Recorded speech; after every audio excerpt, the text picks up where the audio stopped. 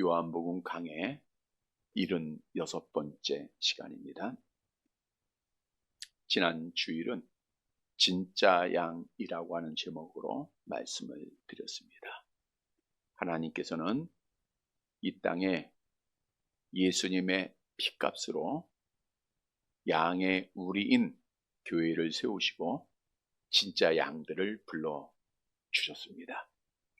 그런데 밤중에 악한 영이 와서 가짜 양인 가라지를 뿌리고 갔습니다.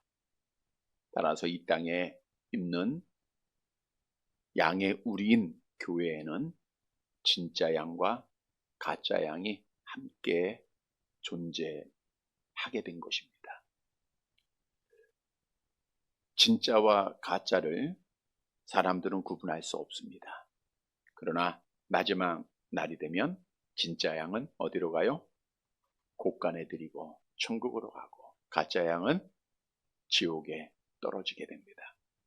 따라서 우리는 진짜 양이 누구인가 지난주의 말씀을 통해서 내가 진짜 양임을 확신하는 시간이 되어야 됩니다. 먼저 진짜 양은 깨끗해야 됩니다. 수전절이라고 하는 절기, 어떤 절기라 그랬죠? 성전을 깨끗하게 한 절기다. 오늘 저녁에 구체적으로 그 수전절에 대해서 다시 말씀을 드리게 되겠습니다. 그 수전절은 성전을 깨끗하게 한 절기인데 그 절기에 예수님께서 예루살렘 성전에 들어가셨어요. 성경은 진짜 양은 성령이 거하시는 성전이라 말씀하고 있습니다. 즉 진짜 양은 하나님의 성전으로서 날마다 깨끗해야 됩니다. 물론 여기서 깨끗하다고 하는 것은 영적으로 말씀해 주는 겁니다. 죄를 짓지 않아야 되고 그러하기 위해서는 말씀으로 부장을 하고 죄를 이겨야 돼요. 그리고 연약함으로 죄를 지었을 땐 회개하면 됩니다. 성경은 회개하는 자에게 깨끗함을 약속하고 있잖아요. 두 번째로 진짜 양은 예수께서 그리스도이심을 믿는 자입니다. 당시에 많은 유대인들이 예수님 앞에 모여서 당신이 진짜 메시아냐? 진짜 그리스도냐? 계속해서 질문할 때 주님이 그런 말씀하셨죠. 내가 이미 말하지 않았느냐? 그리고 내가 하나님으로서 너희에게 구약에 약속된 메시아에 대한 그 약속을 다 보이지 않았느냐? 많은 이적을 행하지 않았느냐? 그러면서 말씀하시기를 너희가 듣고도 보고도 나를 그리스도로 믿지 않는 것은 나의 양이 아니기 때문이라 그랬어요. 바꿔 얘기하면 진짜 양은 예수를 그리스도로 믿는 자입니다. 따라서 내가 예수를 그리스도로 믿으면 나는 진짜 양임을 다시 한번 확신하시기를 바랍니다. 그리고 세 번째 진짜 양은 참 목자 대신 예수님의 음성을 듣고 따라가는 자들이에요. 다른 음성 듣지 않습니다. 따라서 주셨던 말씀을 통해서 내가 진짜 양임을 확신하고 날마다 깨끗한 삶 살고 그리고 주님의 음성인 성경 말씀만 듣고 따라가서 마지막 날에 곳간에 약속대로 들어가는 사랑하는 성도들이 되시기를 다시 한번 주님의 이름으로 간절히 바랍니다. 여러분, 교회를 잘 다니던 자가 타락할 수 있느냐라고 하는 질문입니다. 타락할 수 있어요? 없어요? 우리 주위에 보면 교회를 열심히 다니다가 지금 다니지 아니하고 교회를 떠난 자들이 너무나도 많이 있습니다. 특히 우리나라에는 더 많이 교회를 떠나고 있어요. 열심히 다닙니다. 목사도 되고 장로도 되고 권사의 직분도 얻었고 열심히 봉사했던 자들이 지금 교회를 떠나 있어요. 어렸을 때 주일학교 때 다녔던 자가 교회를 나오지 않고 또 처녀 때 열심히 봉사했던 자들이 교회를 떠나고 주일학교 교사했다, 찬양대 했다. 근데 지금 교회를 다니지 아니하는 자들 우리 주위에는 너무나도 쉽게 많이 찾아볼 수 있습니다. 타락한 자들이 눈에 보여요. 그런데 성경도 타락한 자가 있음을 우리에게 말씀하고 있죠. 히브리서 6장 4절에서 6절입니다. 같이 봅니다. 한번 빛을 받고 하늘의 은사를 맛보고 성령에 참여한 바가 되고 하나님의 선한 말씀과 내세의 능력을 맛보고도 타락한 자들은 다시 새롭게 하여 회개하게 할 수 없나니 이는 그들이 하나님의 아들을 다시 십자가에 못 박아 드러내놓고 욕되게 합니다. 한번 빛을 받았다. 그리스도께서 참빛으로 이 땅에 오셨기 때문에 빛을 받았다는 것은 그리스도를 경험했다라고 하는 거예요. 맛보다라는 것은 혀 끝으로만 맛본 것이 아니라 의식이 있는 상태에서 달고 짜고 맵고 라고 하는 맛을 경험했다는 거예요. 다시 말하면 이들은 하나님의 은사도 맛보고 성령의 은사도 경험하고 말씀의 능력도 경험한 자들입니다. 말씀을 들을 때 기쁨도 있었고 아멘도 크게 했고 소망도 가졌던 자들입니다. 그런데 성경은 이렇게 경험했던 자들, 맛본 자들이 타락했음을 말씀해주고 있다는 거예요. 이 말씀을 이해하기 위해서는 우리가 마태복음 13장으로 가야 한다 그랬죠. 마태복음 13장에 보면 예수님께서 말씀을 하실 때 말씀을 받는 네 종류의 밭을 말하고 있습니다. 어떤 밭이 있죠? 길가가 있고 돌밭이 있고 가시덤불이 있고 좋은 땅이 있어요. 길가에 떨어진 밭은 당연히 말씀을 듣고도 깨닫지 못하고 받아들이지 못하니까 멸망받는 건 당연한 거고요. 또 좋은 땅은 당연히 하나님의 말씀을 받고 열매 맺기에 천국 가는 건 당연하고요. 여기서 주목해야 될 것은 돌밭과 가시덤불에 떨어진 자들입니다. 성경은 이렇게 말씀하고 있죠. 마태복음 13장 20절에서 22절 함께 봅니다. 돌밭에 뿌려졌다는 것은 말씀을 듣고 즉시 기쁨으로 받되 그 속에 뿌리가 없어 잠시 견디다가 말씀으로 말미암아 환난이나 박해가 일어날 때에는 곧 넘어지는 자요. 가시덤불에 뿌려졌다는 것은 말씀을 들으나 세상의 염려와 재물의 유혹에 말씀이 막혀 결실하지 못하는 자요. 돌밭이나 가시덤불의 사람들은 하나님의 말씀을 들을 때 아멘하고 받아들입니다. 경험을 해요. 성령도 경험합니다. 그런데 돌밭의 마음을 가진 자들은 환난이나 박해나 시험이 오면 믿음을 버려요. 그리고 가시덤불에 가진 마음을 가진 자들은 이제 세상의 염려나 돈에 대한 욕심 때문에 믿음을 지키지 못하고 그들이 하나님을 떠나고 있음을 성경은 말씀해 주고 있어요.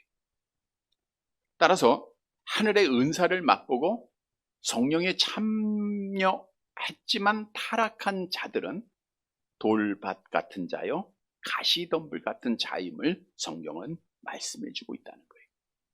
여러분, 지난주에도 말씀을 드린 대로 가짜 양과 진짜 양은 구별이 안 돼요. 이 땅의 교회 안에는 구원받은 자와 타락한 자들 볼 수가 없어요. 똑같이 보입니다. 똑같이 능력 경험하고 똑같이 예배드리고 똑같은 공간에 있고 성령 은사도 경험하고 직분도 받고 충성도 합니다. 그러나 분명한 사실은 타락한 자들은 끝까지 믿음을 못 지킬 거고 그리고 진짜 양들은 끝까지 믿음을 지킨다는 거예요. 타락한 자들이 믿음을 지키지 못하는 이유는 박해와 시험과 환난을 당할 때 돌밭 같은 자들이고요. 또 세상을 사랑하기 때문에 세상의 돈 때문에 믿음을 지키지 못하는 자들은 가시덤불 같은 자들이라고 하는 사실입니다. 그래서 궁극적으로 정말 열심히 다녔던 자들이 하나님을 떠나고 교회를 떠났다고 하는 것은 우리가 여러 번 말씀드린 대로 양과 목자의 비유에서 양들은 우리 안에 반드시 있어야 된다 그랬죠.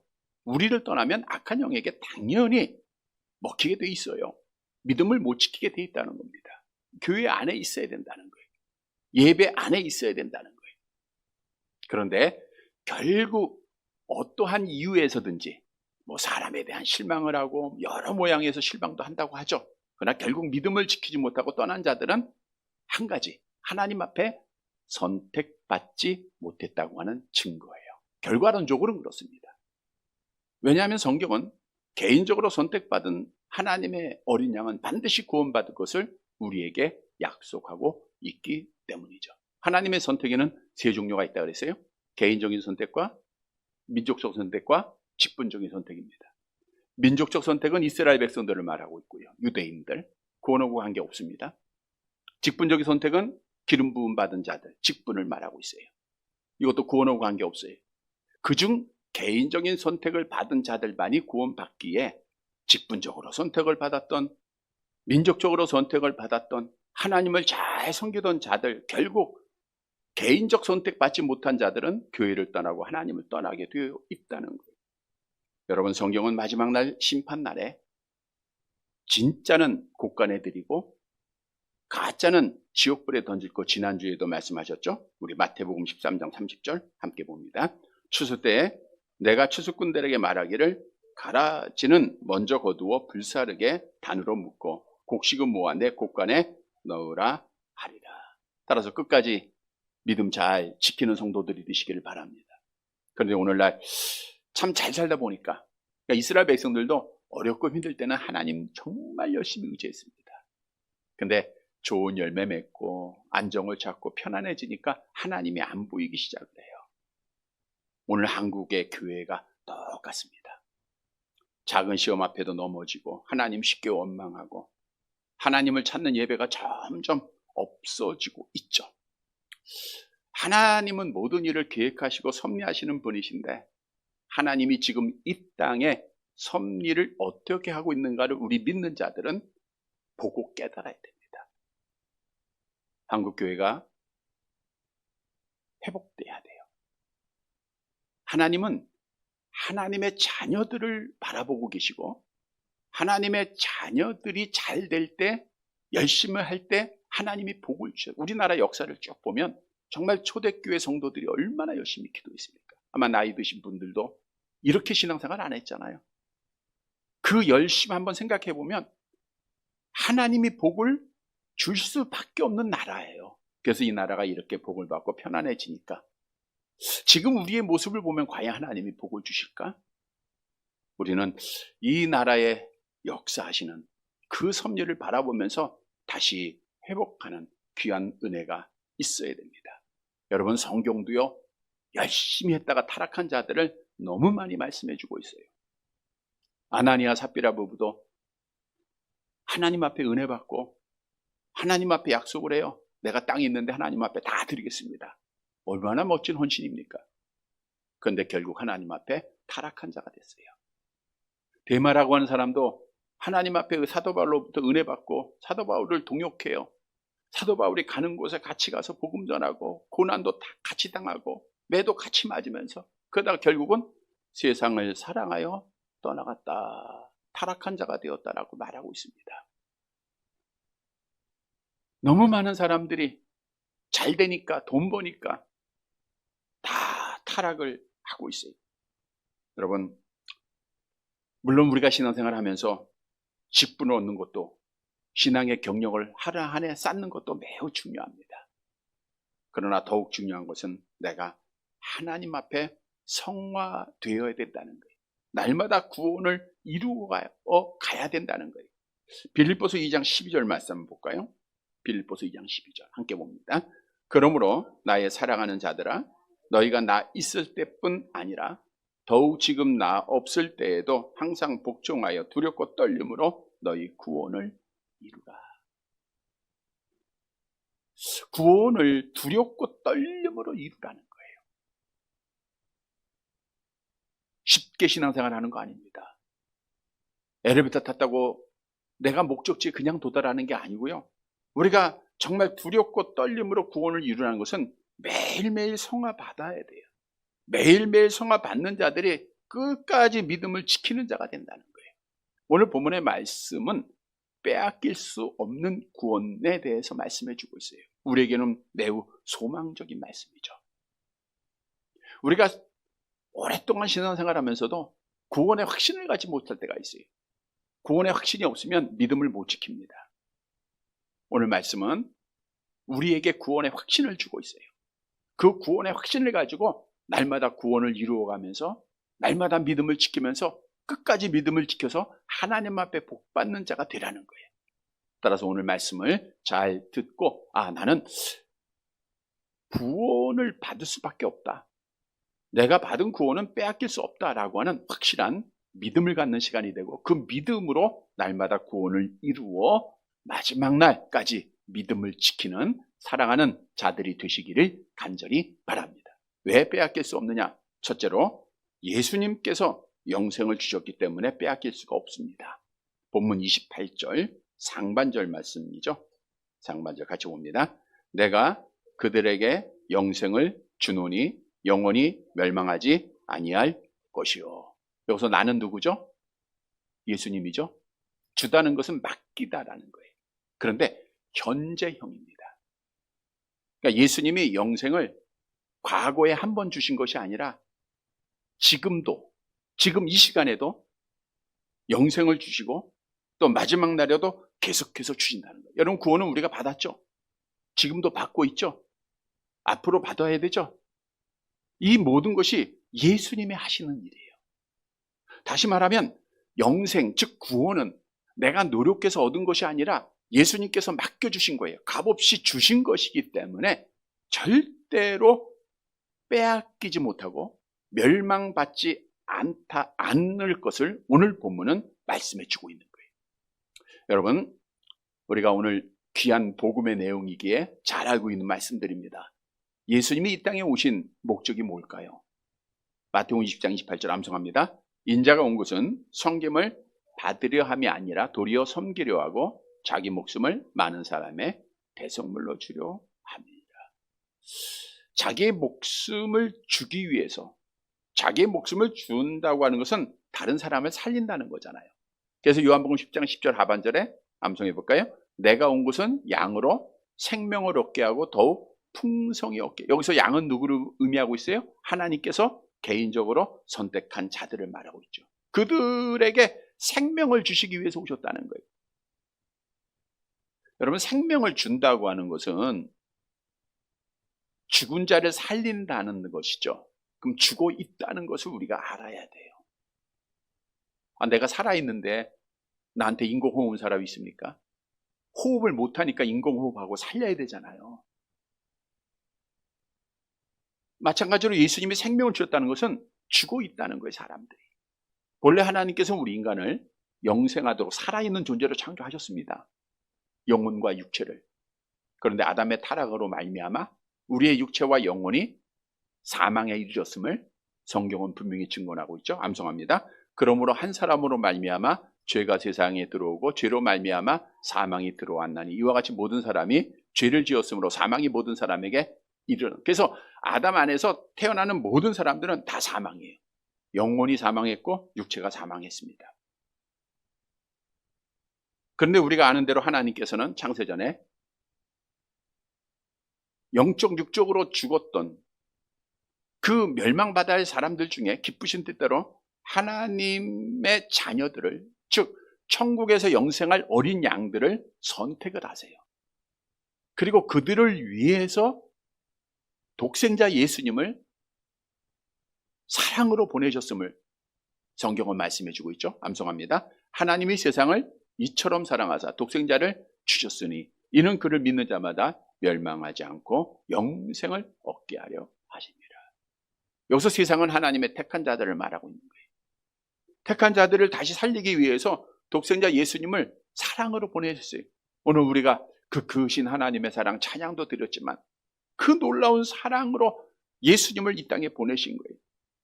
보내심을 받은 예수님은 하나님 아버지의 뜻에 따라 십자가 사형에서 피 흘려 죽으셨죠. 왜 예수님이 죄 없는 그분이 십자가상에서 피 흘리셨는가? 하나님 아버지께서 택한 우리의 모든 죄를 그에게 담당시키셨기 때문이다. 성경은 말씀하죠. 이사야서 53장 6절 암송합니다. 우리는 다 양 같아서 그릇 행하여 각기 제 길로 갔거늘 여호와께서는 우리의 모두의 죄악을 그에게 담당시키셨다 그랬어요.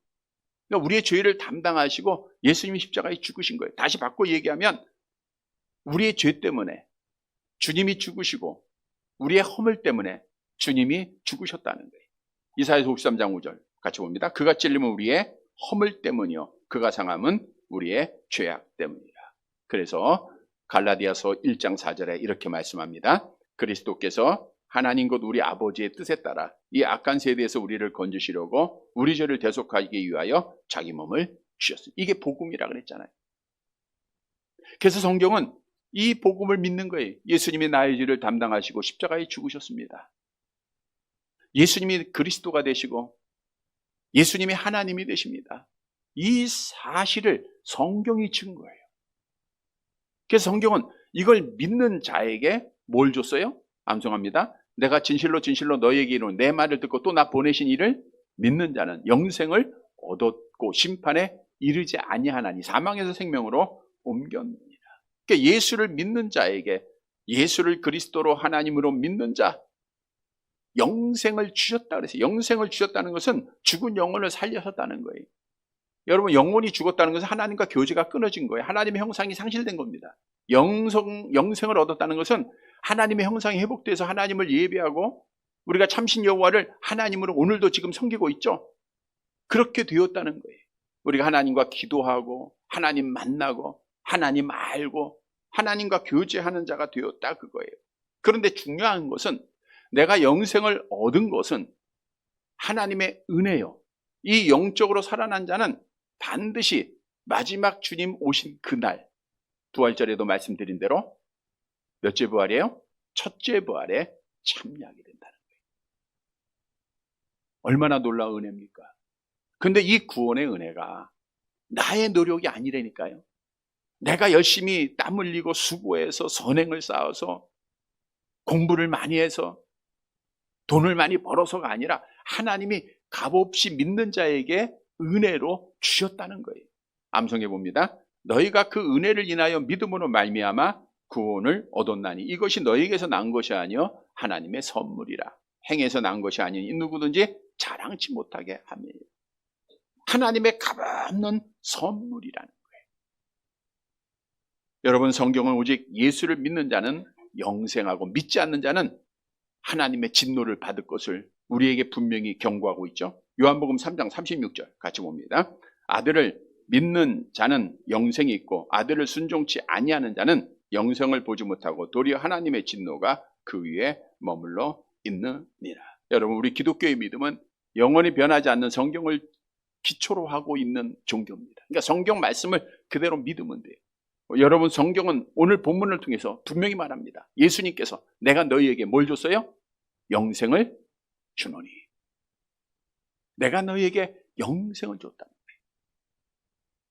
예수를 믿는 자는 영생을 얻었고 이게 성경 말씀이에요. 그런데 내가 노력한 거면 빼앗길 수 있지만 예수님이 주셨기 때문에 지금도 주고 있기 때문에 그 영생은 결코 빼앗길 수 없는 구원이라는 거예요. 오늘 이 말씀을 우리에게 증거해 주고 있습니다. 요한일서 2장 25절 함께 봅니다. 그가 우리에게 약속하신 이것이니 곧 영원한 생명이라. 성도 여러분, 영생 구원은 내가 노력해서 얻은 것이 아니라 누가 주셨어요? 우리 예수님이 값없이 주신 은혜입니다. 지금도 주고 계십니다. 따라서 그 구원은 빼앗길 수 없다고 하는 사실을 분명히 확신하고 구원의 소망을 갖는 사랑하는 성도들이 되시기를 간절히 바랍니다. 두 번째 대지로 예수님께서 나를 붙잡고 계시기 때문에 빼앗길 수가 없어요. 본문 28절 하반절입니다. 함께 봅니다. 또 그들을 내 손에서 빼앗을 자가 없느니라. 여기서 내 손은 누구의 손이에요? 예수님의 손. 예수님의 손에서 빼앗을 수 없다라는 것은 내가 예수님을 잡은 것이 아니라 예수님이 지금 나를 잡고 계시다라고 하는 사실을 말씀해 주고 있는 거죠. 여러분 예수님의 손은 어떤 손이죠? 날 때부터 걷지 못한 자 예수님의 손이 그의 손을 잡을 때 그가 걷고 뛰었습니다.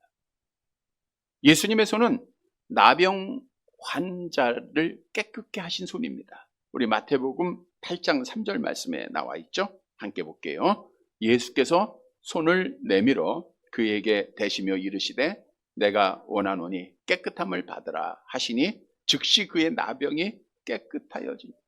예수님의 손이 나면 나병이 깨끗해졌어요. 예수님의 손은 백부장 장모 베드로의 장모의 그 열병을 깨끗하게 하신 손입니다. 예수님의 손은 한 관리의 죽은 딸을 살리신 손이에요. 마태복음 9장 25절 함께 봅니다. 무리를 보낸 후에 예수께서 들어가사 소녀의 손을 잡음에 일어나. 죽은 소녀의 손을 잡을 때 그 예수님의 손에 의해서 죽은 소녀가 일어났어요. 예수님의 손은 과부의 독자를 살리신 손입니다. 누가복음 7장 14절 15절 함께 봅니다. 가까이 가서 그 관에 손을 대시니 왼 자들이 서는지라. 예수께서 이르시되 청년아 내가 네게 말하노니 일어나라 하시며 죽었던 자가 일어나 앉고 말도 하거늘. 여러분, 이게 예수님의 손이에요. 예수님의 손은 두 맹인의 눈을 보게 하셨고요. 예수님의 손은 바람을 보고 무서워 바다에 빠져 죽어야 할 베드로를 붙잡아 주신 손이고요. 예수님의 손은 중풍병자를 고치셨고요. 또한 예수님의 손은 제자들의 발을 손수 씻겨준 손이고, 예수님의 손은 병든 자, 약한 자, 외로운 자, 어려움을 당한 자들을 안아주신 손임을 성경은 말씀하고 있습니다.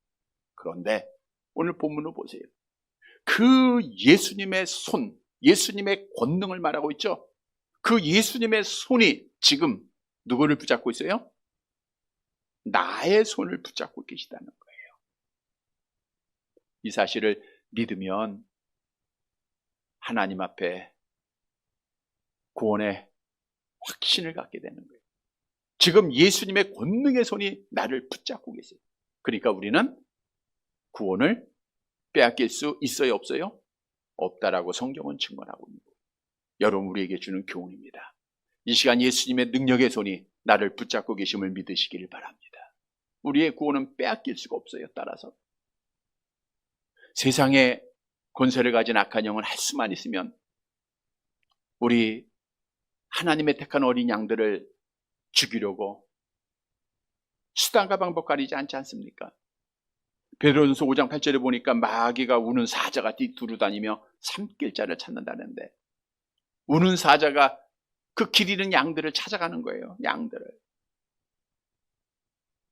이 악한 영은 양들을 죽이기 위해서 올무를 놓습니다. 여러 가지 시험하는 거죠. 또 직접 공격도 합니다.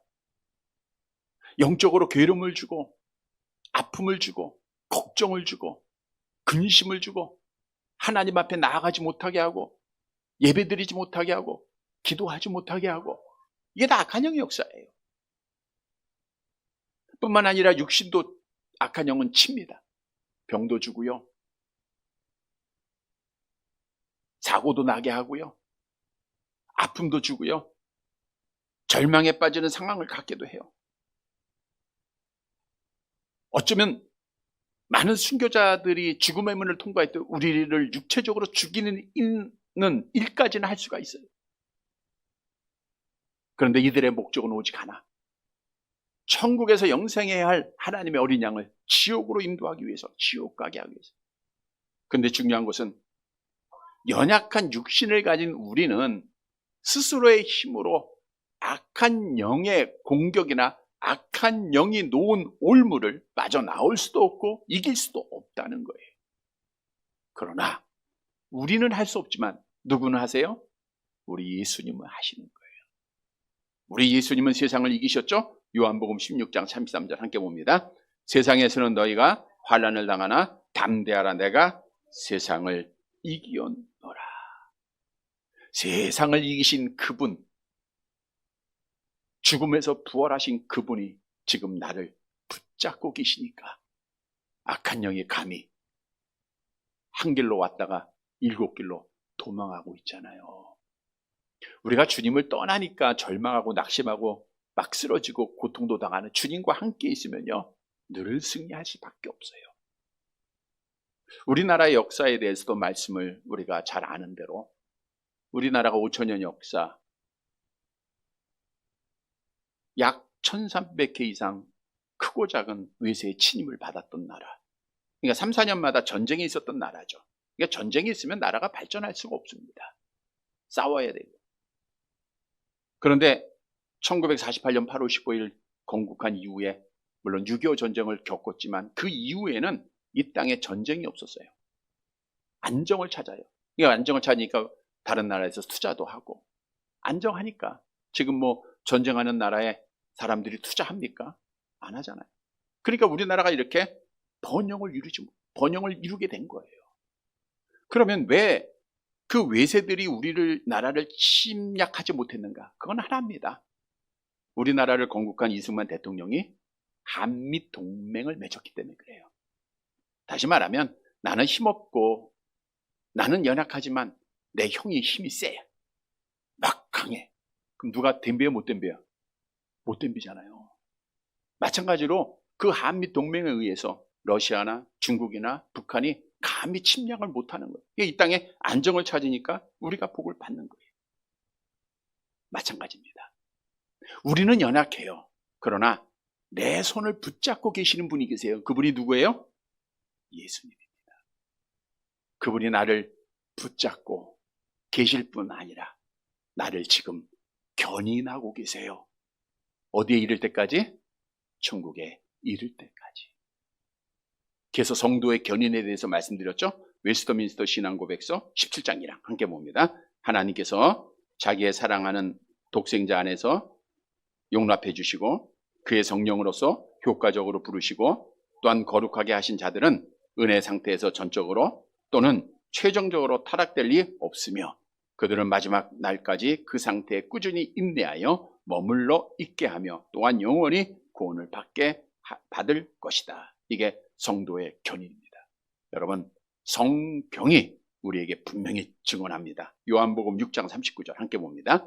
나를 보내신 이의 뜻은 내게 주신 자 중에 내가 하나도 잃어버리지 아니하고 마지막 날에 다시 살리는 이것이니라.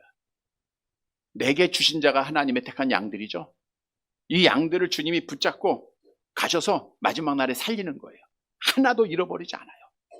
로마서 8장 35절 암송합니다. 누가 우리를 그리스도의 사랑에서 끊으리요? 환난이나 공고나 박해나 기근이나 적신이나 위험이나 칼이나 어떤 것도 끊을 수 없어요. 로마서 8장 30절 39절에도 마찬가지죠. 어떤 것도 우리를 하나님의 사랑에서 끊을 수 없다 그랬어요.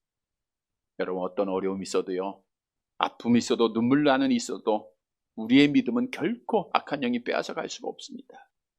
왜냐? 예수님이 나를 붙잡고 계시기 때문에. 우리 주님이 약속하셨잖아요. 주는 그리스도시요 살아계신 하나님이심을 믿는 자들에게는 어떤 권세가 이기지 못해요? 음부의 권세가 이기지 못해요.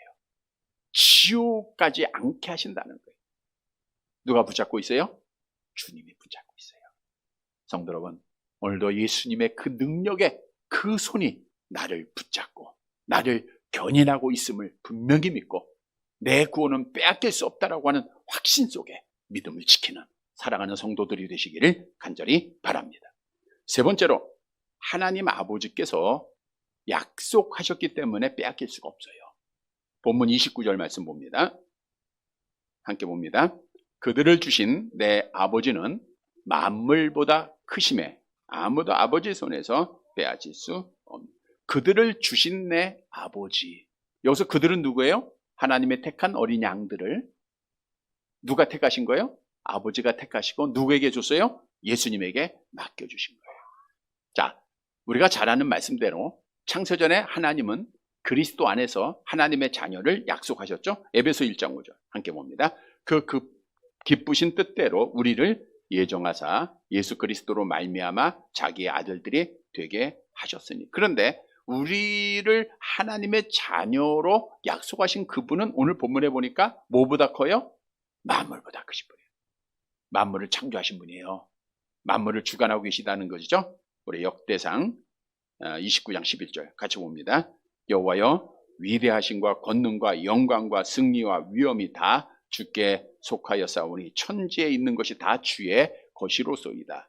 여호와의 주권도 주께 속하셨사오니 주는 높으사 만물의 머리이시이다. 느헤미야 9장 6절 계속 같은 말씀입니다. 오직 주는 여호와시라. 하늘과 하늘들의 하늘과 이런 성신과 땅과 땅의 만물과 바다와 그 가운데 모든 것을 다 지으시고 다 보존하시오니 모든 천군이 주께 경배하나이다. 만물보다 크신 분은 만물의 주인이세요. 만물을 주관하고 계신 그분, 그 하나님이 나를 창세전에 하나님의 자녀로 약속하셨어요. 그리고 그 약속을 이루기 위해서 누구에게 맡기셨어요? 예수님에게 맡기셨어요.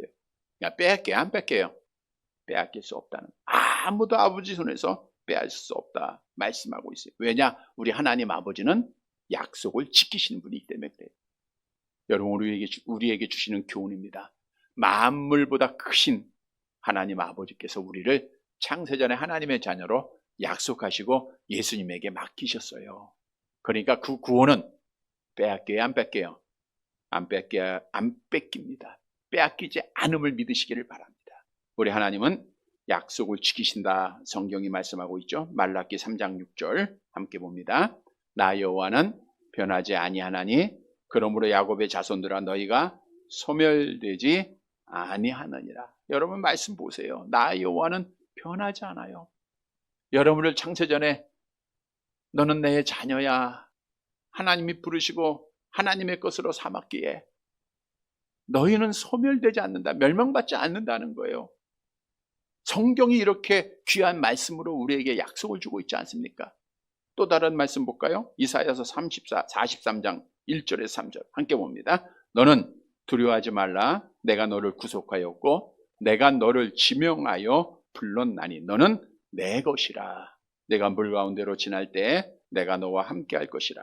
강을 건널 때 물이 너를 침몰하지 못할 것이며 내가 불 가운데로 지날 때 타지도 아니할 것이요 불꽃이 너를 사르지도 못하리니 대저 나는 여호와 네 하나님이여 이스라엘의 거룩한 이요 네 구원자입니다. 두려워하지 말라. 내가 너를 구속하였고 내가 너를 지명할 불러오라니 너는 내 것이라 그랬어요. 하나님이 창세전에 우리는 하나님의 것으로 택하시고 하나님의 것으로 약속하셨어요. 얼마나 귀한 은혜입니까? 우리 뒤돌아보면 하나님이 다 건져주셨잖아요. 물 가운데 건널 때도 건져주셨고 풀무불 가운데 같은 많은 시험 가운데서도 하나님이 다 건져주셨잖아요. 그래서 성경은 약속합니다. 로마서 8장 30절 함께 봅니다. 또 미리 정하신 그들을 또한 부르시고 부르신 그들을 또한 의롭다 하시고 의롭다 하신 그들을 또한 영화롭게 하셨느니라. 성도 여러분, 만물보다 크신 하나님 아버지가 나를 하나님의 자녀로 천국의 우리의 영원한 삶을 살게 할 것을 약속하셨어요. 그 약속은 이루어져야 안 이루어져요? 반드시 이루어집니다. 그러니까 우리의 구원은 빼앗길 수 없다고 하는 사실을 다시 한번 확신하는 성도들이 되시기를 바랍니다. 말씀을 정리해 드립니다. 여러분, 하나님의 어린 양들이 때로는 넘어질 때도 있고 때로는 각기 제 길로 가다가 막 길을 잃어버릴 때도 있고 병들 때도 있고 또 세상에 더럽혀질 때가 있습니다. 그러나 진짜 양들은 넘어져도 일어나고 더러울 때 다시 깨끗하게 하고 병들 때 치료받고 결국 우리에 나갔다가도 다시 돌아오게 돼요. 그래서 하나님 앞에 그 구원은 빼앗길 수 없다는 거예요.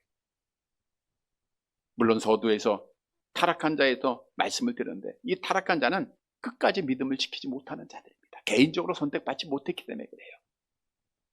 다시 말하면 하나님 앞에 개인적으로 선택을 받고 예수를 그리스도로 신앙하는 자들은 반드시 그 구원은 빼앗길 수 없다는 거예요.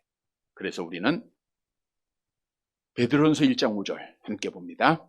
너희는 말세에 나타나기로 예비하신 구원을 얻기 위하여 믿음으로 말미암아 하나님의 능력으로 보호하심을 받는 말세에 나타나는 구원을 얻게 되는 겁니다. 성도 여러분, 왜 나의 구원은 빼앗길 수 없는가? 첫째로는 누가 주셨어요?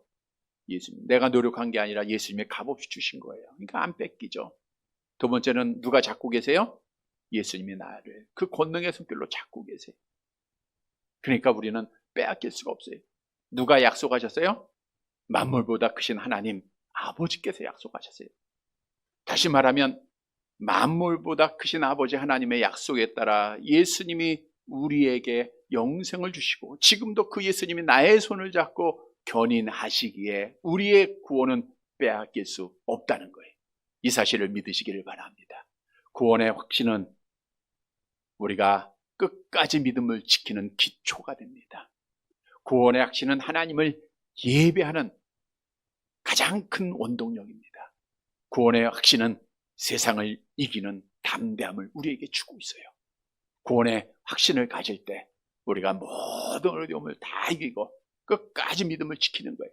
사랑하는 성도 여러분, 오늘 주신 말씀 따라 나는 구원받을 수밖에 없다. 당당하게 하나님 앞에 고백하고 나의 구원은 빼앗길 수 없다고 하는 사실을 분명히 믿고 구원의 확신을 가지고 믿음을 끝까지 잘 지켜서 하나님 앞에 복을 받는 사랑하는 성도들이 되시기를 주님의 이름으로 간절히 바랍니다.